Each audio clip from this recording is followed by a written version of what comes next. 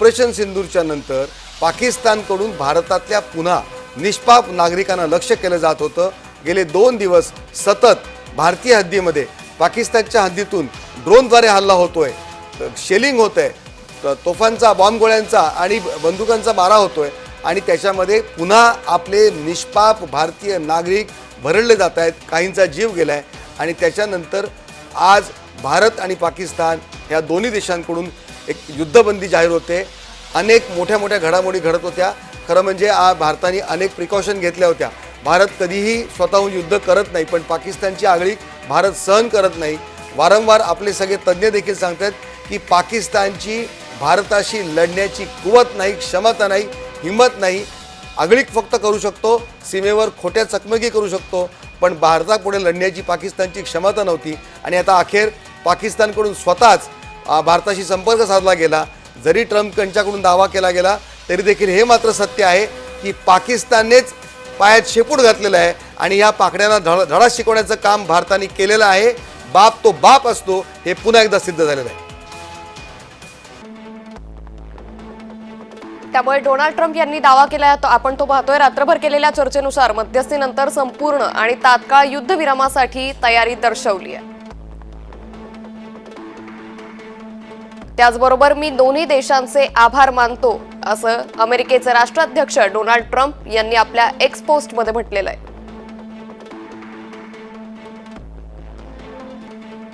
तर Donald Trump यांनी ही x post करत दोन्ही देशांचे आभार मानलेले सर। आणि पुन्हा एकदा आपण विक्रम मिस्री काय म्हणाले, विदेश सचिव, अगदी 2 मिनिटात त्यांनी दावा केला। पत्रकार परिषद केवळ 2 मिनिटात संपली, पण ते काय म्हणाले ते देखील आपण पुन्हा एकदा ऐकणार आहोत। त्यांनी स्पष्ट म्हटलेलं आहे की पाकिस्तानच्या डीजीएमओने भारताच्या डीजीएमओना दुपारी 3 वाजून 35 मिनिटांनी कॉल केला आणि दोन्ही देशांनी संपूर्ण प्रकारची फायरिंग आणि मिलिटरी ॲक्शनला थांबवण्याची मान्यता दिलेली आहे। त्यामुळे यापुढे एअर सी दोन्हीकडून होणारे जे अटॅक आहेत हे थांबतील आणि ही युद्धबंदी, ही संपूर्ण कृती संध्याकाळी 5 वाजल्यापासून लागू झालेली आहे आणि दोन्ही देशांच्या सैन्याला या प्रकारच्या सूचना दिल्यात आणि या संदर्भात पुढची मीटिंग 12 तारखेला दुपारी 12 वाजता होईल अशी माहिती आपले फॉरेन सेक्रेटरी विक्रम मिस्री यांनी दिलेली आहे। भारतासाठी, पाकिस्तानसाठी ही मोठी बातमी आहे।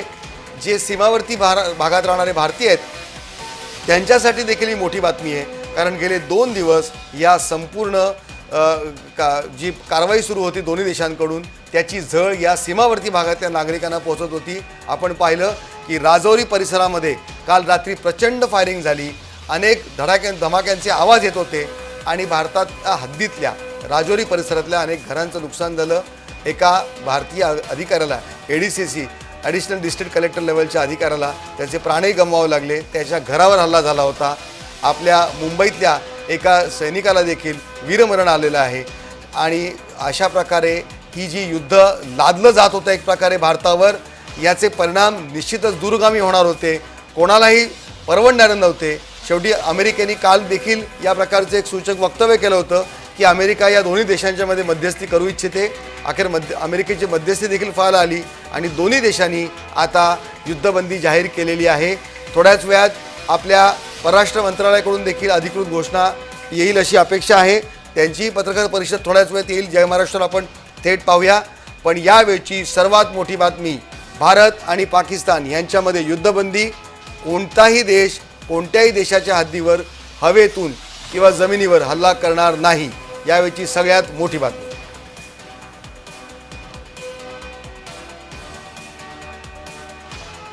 तर मोठी बातमी सध्या समोर येते। अजित डोवाल हे पंतप्रधान नरेंद्र मोदी यांच्या भेटीला गेल्याची मोठी माहिती सध्या समोर आलेली आहे। त्यामुळे भारत पाकिस्तान युद्धबंदीच्या पार्श्वभूमीवर आता या दोघांच्याही भेटीला महत्त्व प्राप्त झाले। त्याचबरोबर अगदी काही वेळात, जसा सरांनी पण उल्लेख केला, काही वेळातच संरक्षण मंत्रालयाची पत्रकार परिषद देखील पार पडणार आहे आणि त्या पार्श्वभूमीवर आता अजित डोवाल आणि पंतप्रधान नरेंद्र मोदी या दोघांच्याही भेटीला फार महत्त्व प्राप्त झाल्याचं पाहायला मिळतं। एकंदरीतच अमेरिकेच्या मध्यस्थीनंतर आता भारत पाकिस्तान हे शस्त्रसंधीसाठी तयार झाले आणि त्या पार्श्वभूमीवर अजित डोवाल हे पंतप्रधानांच्या भेटीला गेलेत। आशुतोष सर। निश्चितच आणि संरक्षण मंत्रालयाची आता पत्रकार परिषद होती आहे, थोड्या वेळात आणखीन अधिकृत घोषणा होईल, आणखीन अधिक माहिती देण्यात येईल।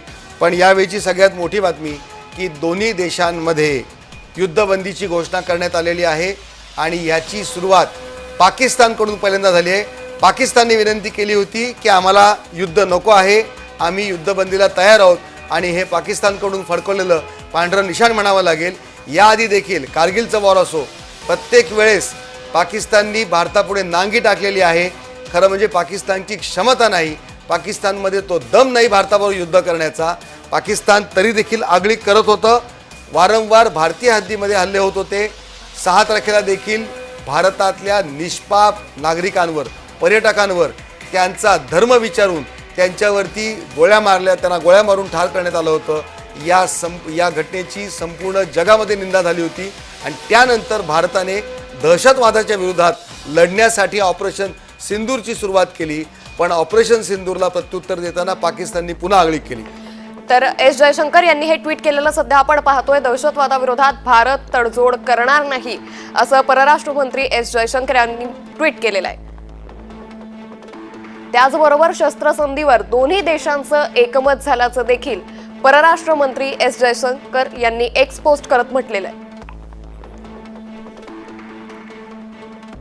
त्याचबरोबर या युद्धबंदीवरती आता भारताचे परराष्ट्र मंत्री एस जयशंकर यांनी ही एक्स पोस्ट केल्याचं पाहायला मिळतं. आशुतोष सर, ज्या पद्धतीनं आपण हा सगळा घटनाक्रम पाहिला तर भारतावरती जो हल्ला झाला, ऑपरेशन सिंदूर राबवलं गेलं आणि त्यानंतर पाकिस्ताननं नागरी वस्त्यांवरती हल्ला करून पण अंकिता, ही जी युद्धबंदी आहे, जे युद्धविराम आहे, हे भारताने आपल्या स्वतःच्या अटी आणि शर्तींवर केलेलं आहे.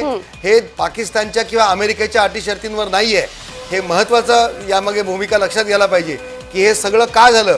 कारण आपली भारताची ताकद, भारताची शस्त्रसज्जता, खरं म्हणजे भारत आणि पाकिस्तानच्या मध्ये तुलना देखील होऊ शकत नाही, इतका भारत वरचढ आहे.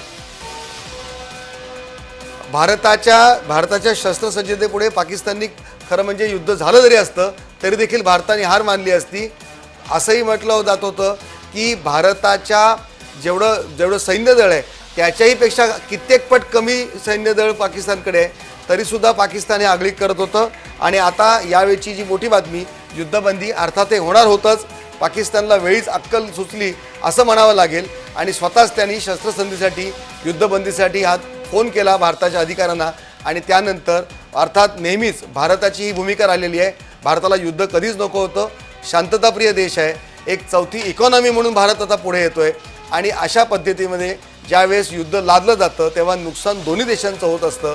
पण पाकिस्तानला वेळीच अक्कल आली आणि आजचा काल त्यांनी जो हल्ला केला होता राजौरी परिसरामध्ये, त्याच्यानंतर भारताकडून जे प्रत्युत्तर येईल ते प्रत्युत्तर झेलण्याची पाकिस्तानची निश्चितच तयारी नव्हती, अवकात नव्हती असं म्हणावं लागेल. आणि त्यामुळे सुद्धा पाकिस्तानने घाबरून जाऊन त्याच आधी युद्धबंदीची विनंती केली. अर्थात भारताला युद्ध नको होतं, भारत शांतताप्रिय देश असल्यामुळे भारताने ही विनंती आणि ही मध्यस्थी मान्य केली अमेरिकेची. अर्थात भारताच्या स्वतःच्या अटी आणि शर्तींवर, भारताच्या अटी आणि शर्ती काय ते देखील काही वेळात आपल्याला अपडेट मिळेलच, आपण त्यावर पुन्हा येऊच. अंकिता, निश्चित सर, त्यामुळे एकंदरीतच आता भारतासमोर पाकिस्ताननं नांगी टाकल्याचं चित्र सध्या पाहायला मिळतं. एकंदरीतच हा सगळा घटनाक्रम हा प्रत्येक भारतीयाच्या मनात कायम राहील असा घटनाक्रम होता. 2 दिवसांपासून भारत पाकिस्तानमधला तणाव वाढलेला होता आणि यानंतर आता पाकिस्ताननं अमेरिकेकडे विनंती केली आणि त्यानंतर अमेरिकेच्या कुठेतरी मध्यस्थीनंतर आता भारतानं आणि एक येते अंकिता, पाकिस्ताननी त्यांची एअरस्पेस सगळ्या प्रकारच्या विमानांसाठी ओपन केले. पाकिस्तान एअरपोर्ट्स अथॉरिटीने हे स्टेटमेंट जाहीर केले की या सीजफायर नंतर पाकिस्तानची एअरस्पेस खुली झालेली आहे. भारतातून पाकिस्तानच्या एअरस्पेसमधून सगळ्या प्रकारच्या विमानांसाठी एअरस्पेस खुली करण्यात आली आहे. काश्मीरचे मुख्यमंत्री ओमर अब्दुल्ला बोलतात, आपण ऐकूया. असेसमेंट करें डैमेज और उस नुकसान का जो है लोगों को हम रिलीफ पहुंचाना शुरू करें. जहां जहां लोग ज़ख्मी हैं उनका ठीक तरह से इलाज हो, उन्हें भी गवर्नमेंट स्कीम के तहत रिलीफ मिले. और जैसे आज सुबह ऐलान हुआ है, जहां जहां कीमती जानें गई हैं उन लोगों को हम वापस नहीं ला सकते, लेकिन कम से कम उनके गम में शरीक होके उन घरों को हम थोड़ा सा रिलीफ पहुंचाने का काम करेंगे। उमर साहब, आज आप जम्मू में थे, you had a first hand stock of the situation there, so after March जो अब सीज फायर का है, व्हाट्स योर प्लान? अब नुकसान बहुत हुआ है।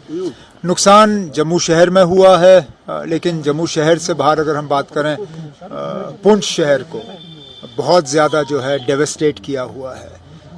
कल रात को रजौरी में बहुत नुकसान हुआ। टंगधार पहले दिन से निशाना बना है। तो जैसे मैंने अभी कहा, डीसीज़ को वाज़िया हिदायत दी गई है कि वो फौरी तौर डैमेज का जो है फाइनल असेसमेंट करके वो असेसमेंट हम तक पहुंचाएं, ताकि हम इन घरों को रिलीफ जो है पहुंचाना शुरू करें। इसके साथ साथ कई दिनों से अब हवाई अड्डा हमारा बंद रहा है। उम्मीद करते हैं कि सीज़ फायर के बाद दोबारा हवाई अड्डा खुलेगा और हमारे जो यहाँ से हाजी हज करने के लिए जिनको निकलना था, हम भेज नहीं पाए। इंशाल्लाह जैसे ही हवाई अड्डा खुल जाता है तो हम दोबारा हमारे अपने हाजियों को यहाँ से रवाना करना शुरू कर देंगे। वो हमने जो कीमती जानें गई हैं वहाँ पे हमने थोड़ा सा कॉम्पनसेशन का ऐलान किया है, लेकिन उसके साथ साथ अब जहाँ लोग ज़ख्मी हुए हैं उन्हें भी हमें मुआवजा देना होगा, कॉम्पनसेशन देना होगा। और जैसे मैंने अभी कहा, जहाँ जहाँ प्रॉपर्टी का नुकसान हुआ है वहाँ पे भी। Okay, thank you. आणि एक नवीन माहिती समोर येते। अमेरिकेचे सेक्रेटरी मार्को रुबियो यांनी एक एक्स पोस्ट केलेली आहे की मागच्या 48 तासांपासून व्हीपी व्हान्स आणि मार्को रुबियो हे सतत भारतीय आणि पाकिस्तानी अधिकारी यांच्याशी चर्चेत होते। त्यामध्ये भारताचे पंतप्रधान नरेंद्र मोदी होते, शाहबाज शरीफ होते, भारताचे विदेश external affairs minister S Jaishankar होते, चीफ ऑफ आर्मी स्टाफ पाकिस्तानचे आसिम मुनीर आणि national security adviser Ajit Doval आणि आसिम मलिक यांच्यामध्ये 48 तास सतत चर्चा सुरू होती। आणि त्यानंतर दोन्ही देशांनी, भारत आणि पाकिस्तान या दोन्ही देशांनी सीज फायर म्हणजे युद्धबंदी मान्य केलेली आहे। आणि यानंतर आम्ही अभिनंदन करतो प्राईम मिनिस्टर मोदी आणि शरीफ दोघांचेही, त्यांनी दाखवलेल्या चातुर्य आणि धैर्यासाठी। अशा प्रकारची एक पोस्ट सेक्रेटरी मार्को रुबियो अमेरिकेचे यांनी केलेली आहे। आपण आता ऐकत होतो उमर अब्दुल्ला यांनी देखील म्हटलेलं आहे की आता यापुढे पाकिस्तानची एअर स्पेस खुली झाल्यामुळे आता जे हजला जाणारे यात्रेकरू आहेत त्यांची देखील सोय करण्यात येईल। आणि जे जम्मूमध्ये जे नुकसान झालेलं आहे, अनेक लोकांचं नुकसान झालेलं आहे, त्यांना नुकसान भरपाई कशी देता येईल हे देखील पाहावं लागेल। अभी हाल ही में चंद मिनट पहले गवर्नमेंट ऑफ इंडिया के स्पोक्समैन के तरफ से जो भारत और पाकिस्तान के दरमियान दोबारा सीज फायर को कायम करने का जो ऐलान हुआ, उसका मैं दिल की गहराइयों से खैर मकदम करता हूँ। देर आए दुरुस्त आए। 2-3 दिन पहले आया होता तो शायद जो खून खराबा हमें देखने को मिला, जो कीमती जानें हमने गंवाई, वो कीमती जानें आज महफूज होती। लेकिन चलिए, आखिरकार पाकिस्तान के डीजीएमओ ने फ़ोन उठा के हमारे डीजीएमओ से बात करके दोबारा सीज़ फायर जम्मू कश्मीर और बाकी इलाकों में कायम किया। अब मौजूदा जम्मू कश्मीर की हुकूमत की अब जिम्मेदारी बनती है कि जहाँ जहाँ नुकसान हुआ है, नुकसान का हम मुआयना करें, असेसमेंट करें डैमेज, और उस नुकसान का जो है लोगों को हम रिलीफ पहुंचाना शुरू करें। जहाँ जहाँ लोग ज़ख्मी हैं उनका ठीक तरह से इलाज हो, उन्हें भी गवर्नमेंट स्कीम के तहत रिलीफ मिले। और जैसे आज सुबह ऐलान हुआ है, जहाँ जहाँ कीमती जानें गई हैं उन लोगों को हम वापस नहीं ला सकते, लेकिन कम से कम उनके गम में शरीक होके उन घरों को हम थोड़ा सा रिलीफ पहुंचाने का काम करेंगे। उमर साहब, आज आप जम्मू में थे, you had a first hand stock of the situation there.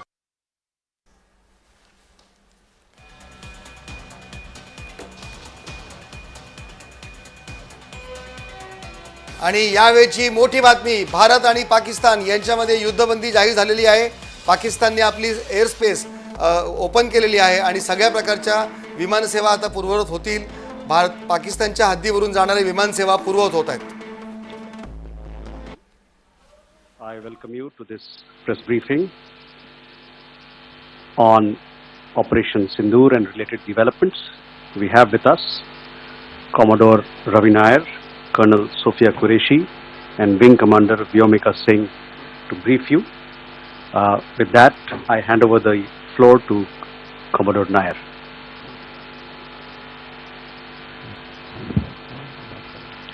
Good evening, ladies and gentlemen. As the Foreign Secretary had said, you're aware there's an understanding that has been reached to stop all military activities at sea, on the air and on the land. And the Indian Navy, Indian Army and the Indian Air Force have been instructed to adhere to this understanding.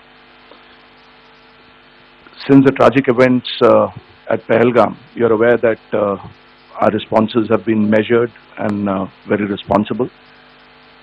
Details of these have been shared with you over the past few days through our various press briefings.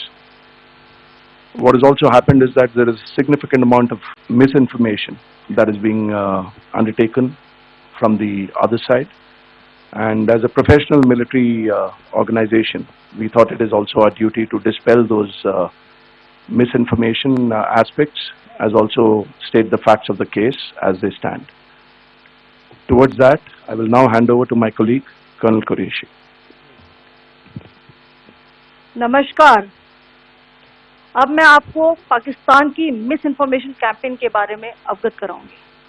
पहला, पाकिस्तान ने यह claim KIA कि उसने अपने JF-17 से हमारे S-400 व BrahMos missile base को नुकसान पहुंचाया, जो कि बिल्कुल गलत है.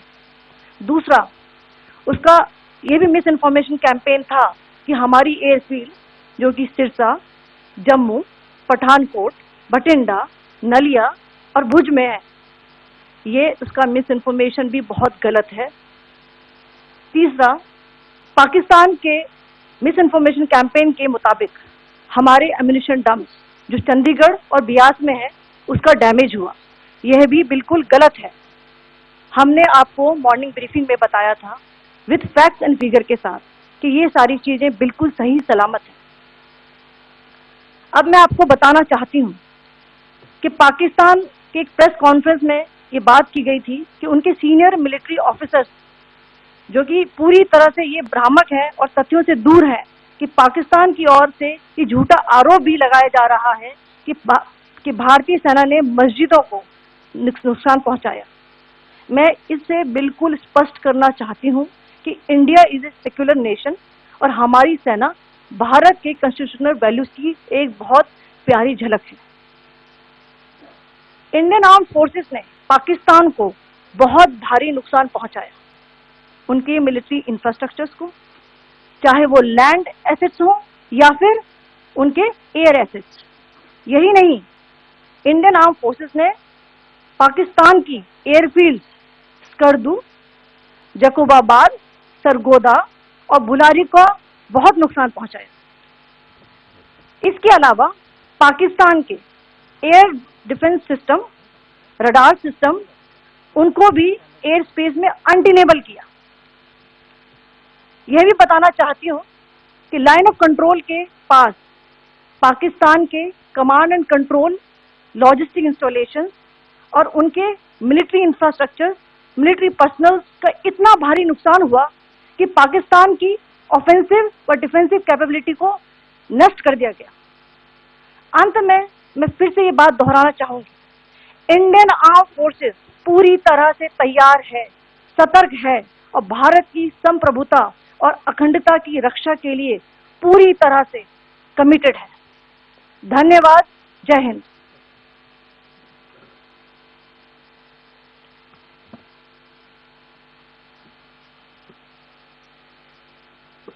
Several attempts were made by Pakistan on spreading a misinformation campaign, as we have seen for the last few days.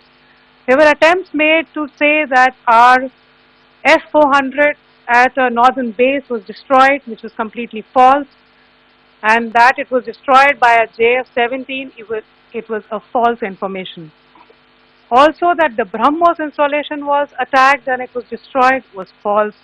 The destruction of airfields at Srinagar, Jammu, Pathankot, Bhuj, Nalia, etc. was also a false claim. The forward ammunition dump at Chandigarh and Beas are also fit and fine, and we showed you these in the photographs in the morning briefing today. Also, there was a certain different way of miscampaign that the Pakistan conducted by its press conferences, which was conducted in a manner which was completely misleading and devoid of facts. Pakistan has been spreading fabricated allegations that the Indian Armed Forces have targeted mosques. Let us make this very clear here that India is a secular nation and the Indian Armed Forces are a reflection of our constitutional values. We hold every place of worship of all faiths in the highest regard. Our operations have been aimed exclusively at terrorist camps and facilities being used for anti-India activities. No religious sites, I repeat, no religious sites have been targeted by the Indian Armed Forces. Over the past few days, as we have seen, Pakistan all has suffered very heavy and unsustainable losses after it has given us an unprovoked attack on our installations. It has suffered losses in both land and air. There has been an extensive damage to the crucial Pakistani air bases like Skardu, Sargodha, Jacobabad and Bholari. In addition, a loss of AD weapon system and radars made the defense of Pakistani airspace untenable. Across the line of control, extensive and precise damage to military infrastructure and command control centers and logistic installations. In addition to that, 2 military personnel had led to complete breakdown of its defensive and offensive capability and also Pakistani morale.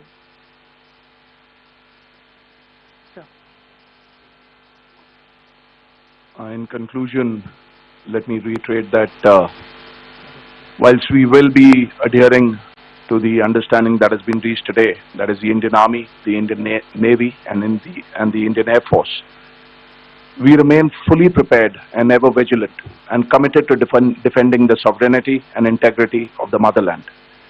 Every misadventure by Pakistan has been met with strength and every future escalation will invite a decisive response. We remain fully operationally ready to launch whatever operations may be required in defense of the nation. Thank you very much, ladies and gentlemen. Thank you. With that, we come to the closure of this press briefing. Thank you very much.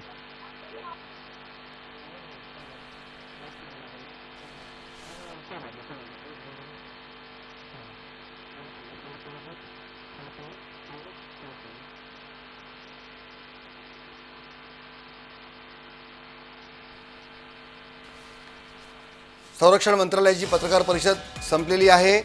मुख्य मुद्दे यातले की पाकिस्तान आर्मीकडून दावा केला जात होता की पाकिस्तानच्या फायटर विमानांनी आपली S-400 यंत्रणा डॅमेज केली आहे. हा दावा पूर्णपणे खोटा आहे.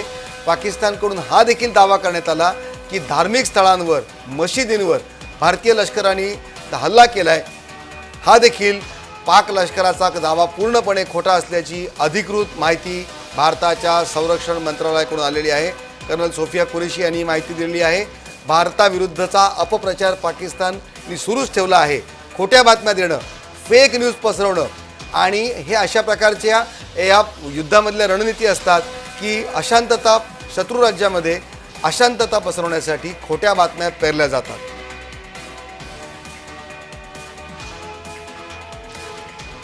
पाकिस्तानचे सगळे खोटे दावे भारताने खोडून काढलेत.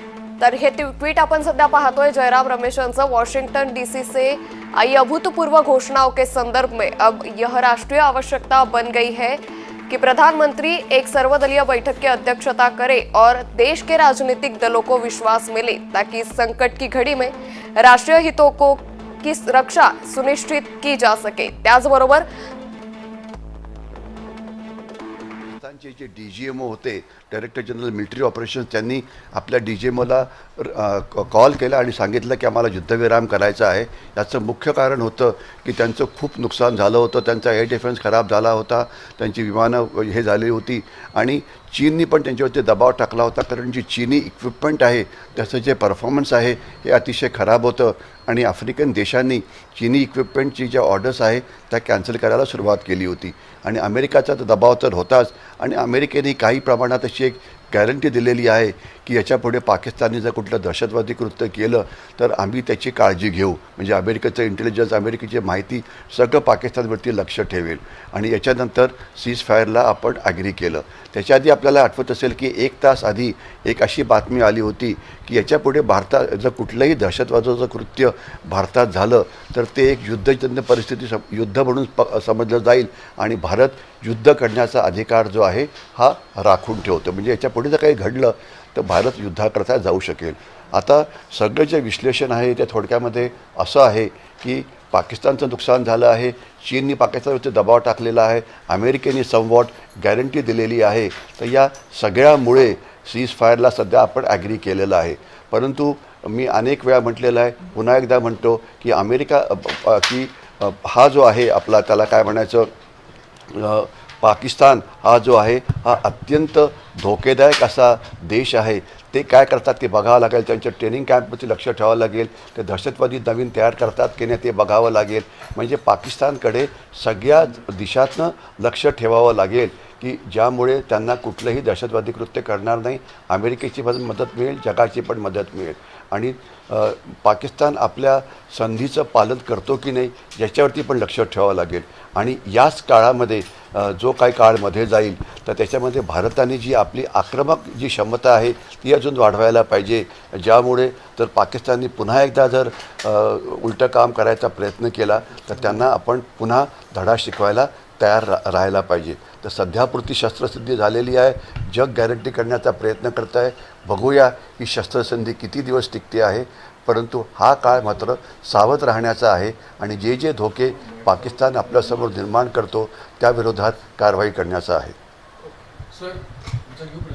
हो,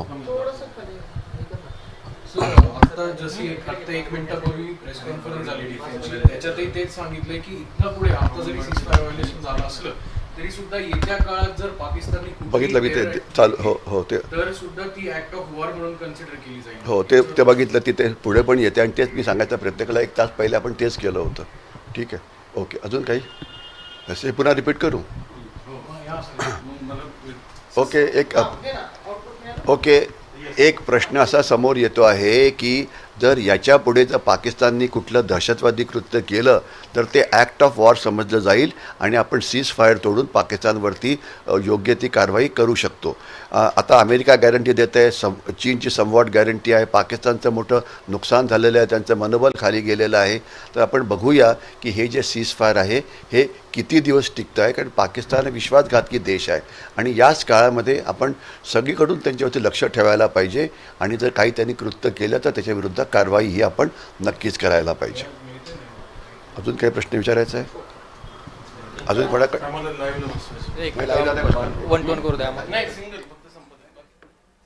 तर ब्रिगेडियर हेमंत महाजन हे बोलत होते. वळूयात पुढच्या बातमीकडे. संसदेचं विशेष अधिवेशन घ्या, सर्वपक्षीय बैठकीचीही काँग्रेसनं मागणी केलेली आहे. गेल्या 18 दिवसातील सर्व माहिती द्या, काँग्रेस नेते जयराम रमेश यांनी या संदर्भातली मागणी केली आहे. एक्सपोस्ट करत त्यांनी ही मागणी केल्याचं सध्या पाहायला मिळतंय. गेल्या 18 दिवसातील सर्व माहिती द्या असं काँग्रेस नेते जयराम रमेश यांनी आता सरकारकडे मागणी केलेली आहे. त्यामुळे एकंदरीतच आता यावरती सरकारकडून काय प्रतिक्रिया येते, काय विश्लेषण येते हे पाहणं अतिशय महत्त्वाचं ठरेल. मोठी बातमी काँग्रेसकडून देखील आता या संदर्भात प्रतिक्रिया येण्यास सुरुवात झालेली आहे. संसदेचं विशेष अधिवेशन घ्या अशी मागणी आता काँग्रेस नेत्यांकडून केली जाते. त्याचबरोबर सर्वपक्षीय बैठकीचीही काँग्रेसनं मागणी केल्याचं सध्या पाहायला मिळतंय. तर काँग्रेस नेते जयराम रमेश यांनी या संदर्भातली मागणी केल्याचं सध्या पाहायला मिळतंय. एकंदरीतच अमेरिकेच्या मध्यस्थीनंतर आणि पाकड्यांनी जी अमेरिकेकडे विनंती केली की युद्धविराम व्हावा, त्याच पद्धतीनं आता भारतानं देखील याला संमती दर्शवली आणि भारत पाकिस्तानातल्या युद्धाला विराम मिळाल्याचं सध्या पाहायला मिळतंय.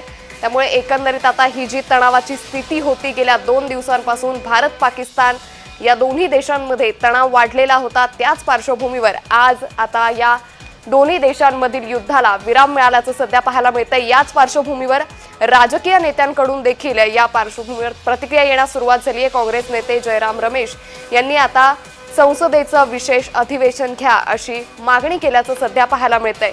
याच संदर्भात आपण बोलूयात आशुतोष सर यांच्यासोबत. आशुतोष सर, आता काँग्रेसकडून ही मागणी काँग्रेसची आणि सर्व विरोधी पक्षांची ही मागणी आहे की एक सर्व पक्षांना सामील करून घ्या आणि विशेष अधिवेशन घ्या. आणि अर्थात पंतप्रधान नरेंद्र मोदींकडून त्यांची अपेक्षा असेल की त्याच्यावर त्यांनी संपूर्ण स्पष्टीकरण द्यावं. पण सध्याची यावेळची मोठी बातमी आहे की मोदींनी आंतरराष्ट्रीय स्तरावर जी एक भारताची एक धमक निर्माण केलेली आहे. त्यामुळेच आणि भारताची ताकद ही सगळ्या जगाला माहिती आहे. भारत ही आता एक केवळ डेव्हलपिंग कंट्री नसून भारत ही एक महासत्ता आहे आणि आर्थिक देखील महासत्ता भारत निश्चित आहे. त्यामुळेच या युद्धाचे दूरगामी परिणाम सगळीकडे होतील याची कल्पना अमेरिकेला आहे. कोणालाही संघर्ष नको होता. भारताने स्वतःच्या टर्म्स अँड कंडिशनवर, अटी आणि शर्तीवर ही युद्धबंदी लागू केलेली आहे. अर्थात यापुढे कोणतंही दहशतवादी कृत्य जर पाकिस्तानकडून जर झालं तर भारत युद्धबंदी ही पाळणार नाही, निश्चित केव्हाही पाळणार नाही. कारण भारतीयांची सुरक्षा ही आपल्यासाठी महत्त्वाची आहे. आता अमेरिका जरी दावा करत असलं की यांनी मध्यस्थी केली तरी देखील याची सुरुवात ही पाकिस्तानने केली होती.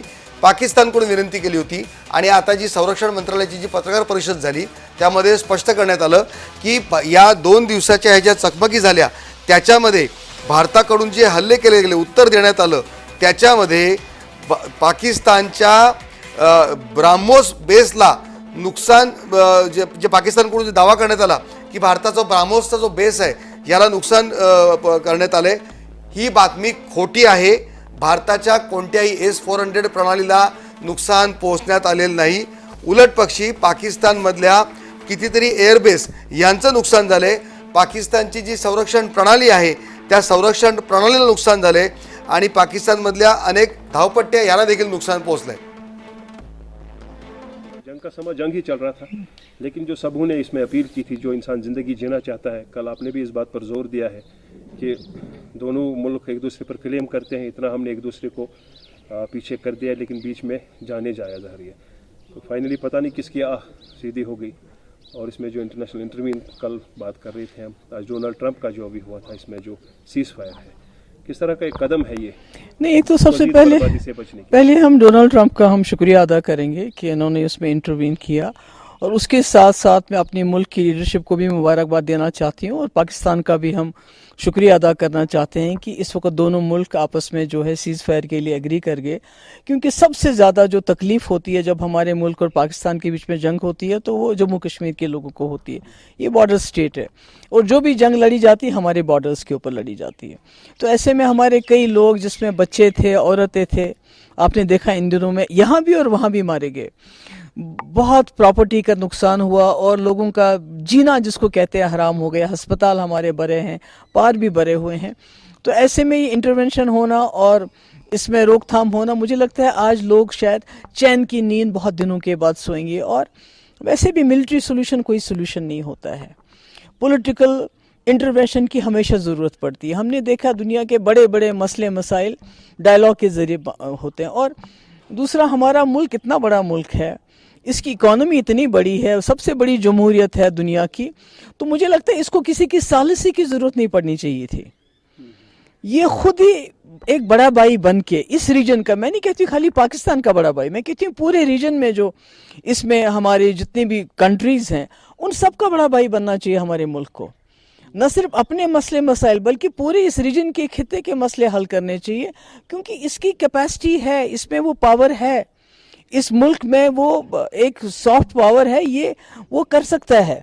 तो अब जो भी कुछ हो गया, मुझे लगता है कि आज जम्मू कश्मीर के लोगों के लिए ये खुशी का दिन है, बल्कि इस पूरे रीजन के लिए. अगर खुदा ना खास्ता ये जंग आगे चली जाती तो ये न सिर्फ इस रीजन के लिए बल्कि पूरी दुनिया के लिए खतरा बन सकती थी. So can we say Trump had intervened earlier?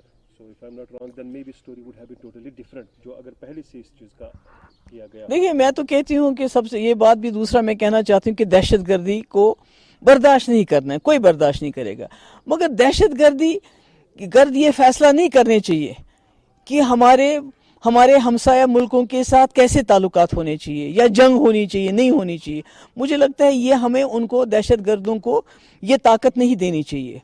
इसलिए आज मौका मिल रहा है, इसमें डोनाल्ड ट्रंप ने इंटरवीन किया, शायद थोड़ा देर से किया, पहले भी कर सकते थे, इंटरवीन किया, बहुत अच्छी बात है। मगर मुझे लगता है आप हिंदुस्तान और पाकिस्तान को इस प्रोसेस को आगे ले जाना चाहिए ताकि कभी इस ऐसे हालात ना बने आगे भी। जैसे आपने एक पॉइंट खुद उठाया कि आगे लेना चाहिए, क्योंकि सीज फायर हो गया है, क्या ये यहीं तक महदूद रहेगा या जो आने वाले वक्त में जो इन दोनों मुल्कों के दरमियान खलिश और साथ साथ में मैं वही तो की बात कर रहे हैं वो नहीं, मैं वही तो कहती हूँ कि टेररिज्म जो है वो बर्दाश्त नहीं किया जाएगा, मगर उसके साथ साथ हमारे मुल्क को बड़े भाई का रोल करना पड़ेगा। उसको मैंने कहा खाली पाकिस्तानी, तमाम इस रीजन के जो सार्क कंट्रीज हैं, जो हमारा सार्क था जिसको जो काम नहीं करता है, तो वो इन सारे रीजन्स का बड़ा भाई बन के इस रीजन को एक लीडरशिप देनी पड़ेगी, इस खित्ते को एक लीडरशिप देनी पड़ेगी। से नुकसान हो गया क्योंकि यहाँ हमारे मुल्क में कहा जा रहा है कि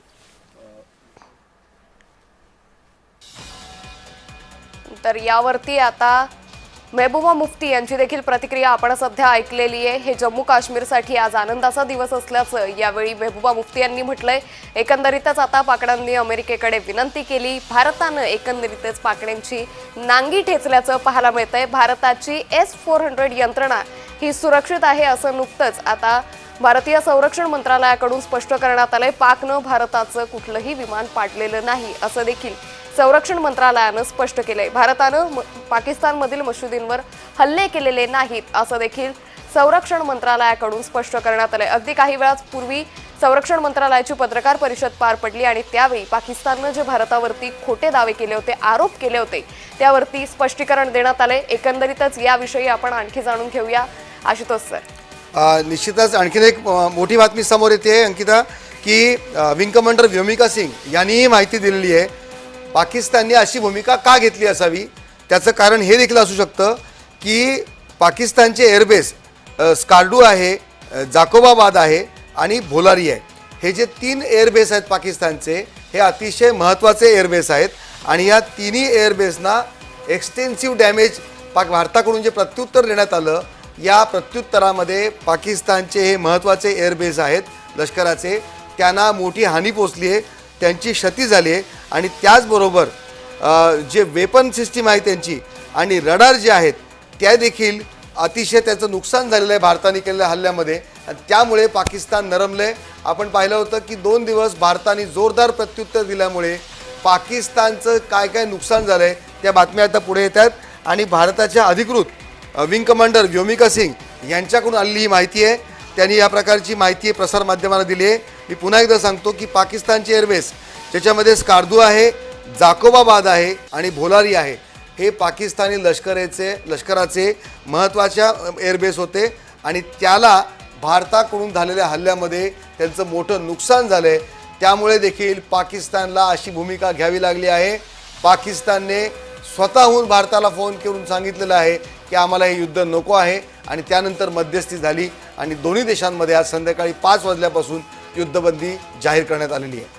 निश्चित आशुतोष सर, जसा तुम्ही उल्लेख केला की आता पाकिस्ताननं स्वतःहून फोन केला, स्वतःहून हे युद्धविराम व्हावं यासाठी पाऊल उचललं, भारतानं पाकिस्तानची चांगलीच नांगी ठेचली आहे।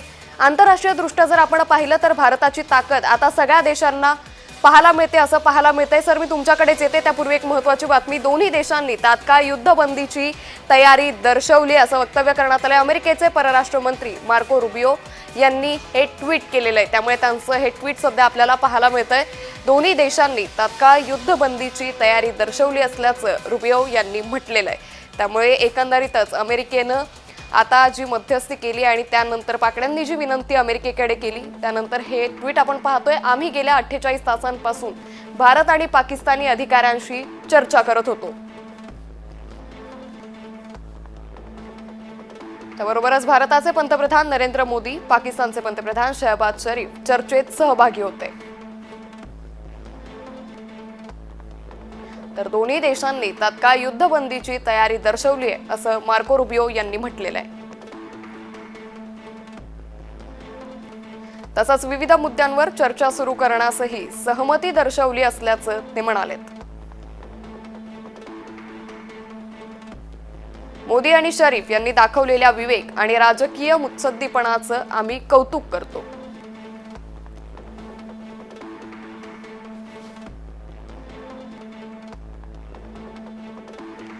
त्यामुळे आता अमेरिकेतल्या परराष्ट्र मंत्र्यांकडून देखील या संदर्भात प्रतिक्रिया देण्यात आल्याचं पाहायला मिळतंय. सर, आंतरराष्ट्रीय दृष्ट्या भारताची ताकद मोठ्या प्रमाणात वाढली. निश्चितच. आणि आणखीन एक माहिती समोर येते की कर्नल व्योमिका सिंग, कर्नल सोफिया कुरेशी माफ करा, यांनी ही माहिती दिलेली आहे की पाकिस्तानकडून अशा प्रकारचे दावे करण्यात येत होते की पाकिस्ताननी भारताची S-400 सिस्टीम आणि ब्राह्मोस मिसाईल बेस पाकिस्तानच्या JF-17 एअरक्राफ्टनी पूर्णपणे त्यांनी हल्ला करून नाकामी केलेत. पण ही माहिती चुकीची आहे. भारताच्या S-400 सिस्टीमला किंवा ब्राह्मोस मिसाईल बेसला कोणत्याही प्रकारचं नुकसान पाकिस्तानकडून करण्यात आलेलं नाही. त्याचबरोबर आणखीन एक दावा पाकिस्तान करत होतं की आपले सिरसा, जम्मू, पठाणकोट, बठिंडा, नलिया आणि भुज इथले जे आर्मीचे एअरबेस आहेत याचं नुकसान पाकिस्ताननी केले हल्ल्यात झाले. अशा प्रकारचे दावे जे पाकिस्ताननी केले होते हे दावे खोटे आहेत. अशा प्रकारची माहिती व्हॉट्सअपवर किंवा कुठल्याही समाज माध्यमात आली असेल ती बातमी चुकीची आहे. आणि त्याचबरोबर आपले जे चंदीगडचा ॲम्युनिशन डेपो आहे आणि बियासचा जो ॲम्युनिशन डेपो आहे यालाही कुठल्याही प्रकारचं नुकसान झालेलं नाही. कर्नल सोफिया कुरेशी यांनी ही माहिती दिलेली आहे. भारताच्या कोणत्याही एअरफील्डला सिरसा, जम्मू, पठाणकोट, बठिंडा, नलिया आणि भुज या ठिकाणच्या एअरफील्डला कुठल्याही प्रकारचं नुकसान झालेलं नाही. पाकिस्तानच्या हल्ल्यात कुठलंही नुकसान झालेलं नाही. आपली S-400 यंत्रणा आणि ब्राह्मोस बेस हे दोघेही शाबूत आहेत. काहीही नुकसान झालेलं नाही. पाकिस्तानकडून जो प्रचार केला जाता हा खोटा आहे. अशा प्रकारची स्पष्ट माहिती, अधिकृत माहिती कर्नल सोफिया कुरेशी यांनी दिलेली आहे. पाकिस्तान वारंवार खोट्या बातम्या पेरत आहे. समाज माध्यमांमध्ये असेल किंवा एक्सपोस्टच्या माध्यमातून असेल. ही युद्धनीती असते की ज्या देशाबरोबर युद्ध सुरू असतं त्या देशामध्ये खोट्या माहिती पसरवणं, अशांतता पसरवणं अशा प्रकारची युद्धनीती असते. पण पाकिस्तानच्या या युद्धनीतीला, रणनीतीला कोणी बळी पडू नये. भारताचे सगळे एअरफील्ड, सगळे एअरबेस व्यवस्थित आहेत, शाबूत आहेत. उलट पक्षी भारत नेहमी शांततेची भारताची भूमिका राहिली आहे. भारताने कोणत्याही धार्मिक स्थळाला, पाकिस्तानमधल्या कोणत्याही धार्मिक स्थळावर आपण हल्ला केलेला नाही, कोणत्याही धार्मिक स्थळाचं नुकसान केलेलं नाही, हे देखील संरक्षण मंत्रालयाने याआधी स्पष्ट केलेलं आहे. पाकिस्तान को, अब मैं आपको पाकिस्तान की मिस इन्फॉर्मेशन कैंपेन के बारे में अवगत कराऊंगी. पहला, पाकिस्तान ने यह क्लेम किया कि उसने अपने JF-17 से हमारे S-400 व ब्रह्मोस मिसाइल बेस को नुकसान पहुंचाया, जो कि बिल्कुल गलत है. दूसरा, उसका ये भी मिस इन्फॉर्मेशन कैंपेन था कि हमारी एयरफील्ड जो कि सिरसा, जम्मू, पठानकोट, बठिंडा, नलिया और भुज में है. ये उसका मिस इन्फॉर्मेशन भी बहुत गलत है. तीसरा, पाकिस्तान के मिस इन्फॉर्मेशन कैंपेन के मुताबिक हमारे एम्युनिशन डम्प्स जो चंडीगढ़ और बियास में है उसका डैमेज हुआ. यह भी बिल्कुल गलत है. हमने आपको मॉर्निंग ब्रीफिंग में बताया था विद फैक्ट्स एंड फिगर के साथ कि ये सारी चीजें बिल्कुल सही सलामत है. अब मैं आपको बताना चाहती हूँ कि पाकिस्तान के एक प्रेस कॉन्फ्रेंस में ये बात की गई थी कि उनके सीनियर मिलिट्री ऑफिसर्स जो कि पूरी तरह से ये भ्रामक हैं और सत्यों से दूर हैं कि पाकिस्तान की ओर से ये झूठा आरोप भी लगाया जा रहा है कि भारतीय सेना ने मस्जिदों को नुकसान पहुंचाया. मैं इससे बिल्कुल स्पष्ट करना चाहती हूं कि India is a secular nation और हमारी सेना भारत के कॉन्स्टिट्यूशनल वैल्यूज की एक बहुत प्यारी झलक है. इंडियन आर्म्ड फोर्सेस ने पाकिस्तान को बहुत भारी नुकसान पहुंचाया. उनके मिलिट्री इंफ्रास्ट्रक्चर्स को, चाहे वो लैंड एसेट्स हो या फिर उनके एयर एसेट्स. यही नहीं, इंडियन आर्म्ड फोर्सेस ने पाकिस्तान की एयरफील्ड स्कर्दू, जकोबाबाद, सरगोदा और बुलारी को बहुत नुकसान पहुंचाया. इसके अलावा पाकिस्तान के air defence system, radar system, उनको भी एयर स्पेस में अनटेनेबल किया. यह भी बताना चाहती हूँ कि लाइन ऑफ कंट्रोल के पास पाकिस्तान के command and control, logistic installation और उनके मिलिट्री इंफ्रास्ट्रक्चर मिलिट्री पर्सनल का इतना भारी नुकसान हुआ कि पाकिस्तान की ऑफेंसिव व डिफेंसिव कैपेबिलिटी को नष्ट कर दिया गया। अंत में मैं फिर से ये बात दोहराना चाहूंगी, इंडियन आर्म फोर्सेस पूरी तरह से तैयार है, सतर्क है और भारत की संप्रभुता और अखंडता की रक्षा के लिए